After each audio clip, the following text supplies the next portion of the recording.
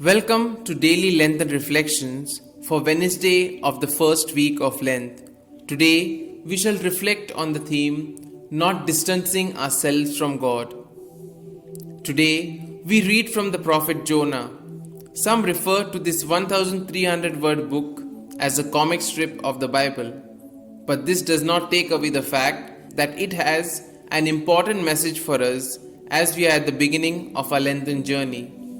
Like other prophets, Jonah was first called by God.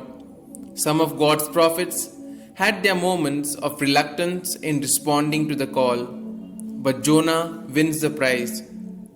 Jonah simply could not believe that God loves both the Israelites and the Ninevites. Preach penance to the pagans, announce the possibility of salvation to non-Jews. Jonah could not handle this and made an effort to flee as far as he was able from the Lord who had called him.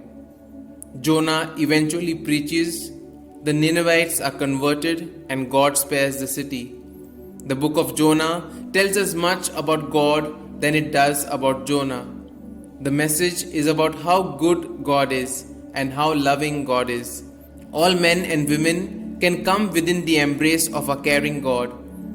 People in many countries of our world, including our own, think about God in an extremely narrow way. We live much of our lives creating God in our own image. Before it was the norm, Jonah was practicing social distancing from God. Jonah really loses track of who God is. The book of Jonah serves as a reminder that during the season of Lent in the year 2021, we should not socially distance ourselves from God in these difficult times. We should not flee God. We may even be more creative than Jonah in fleeing God. We may limit God to 1 hour a week. We may spend time convincing ourselves that God only loves the kind of people that I like. We may begin to believe that God cannot possibly forgive me for what I have done. There are multiple ways of fleeing God.